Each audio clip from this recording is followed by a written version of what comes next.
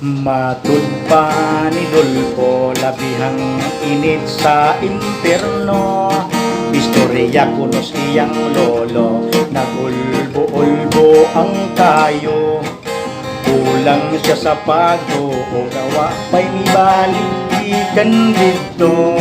Simbakog siya makaadto, matawag siya'g bombero.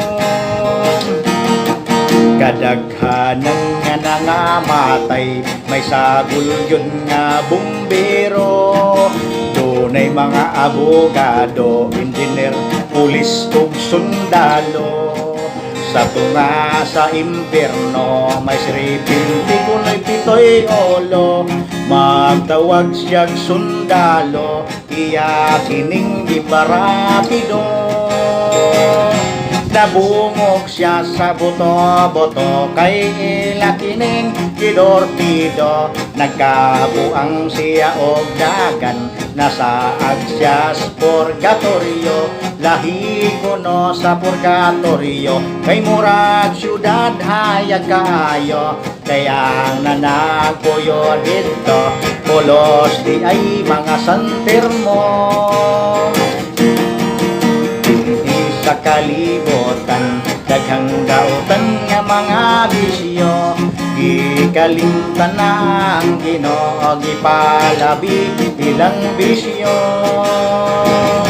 Daghang naglibog ang ulo, apan matod pa ni Dulfo. Nagapaabot na lang siya sa paghukom sa Ginoo.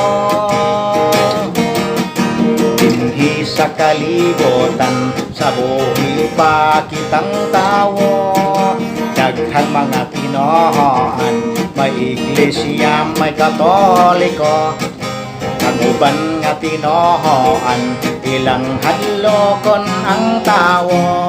Pag-edad og duha ka liboy, panghulog ta sa kayo.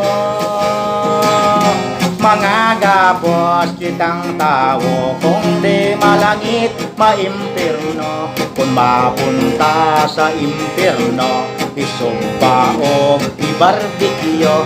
Kung iagi sa pilosopo, double murder na ang kaso. Kaduha di ay patya ang kinabuhi sa tao.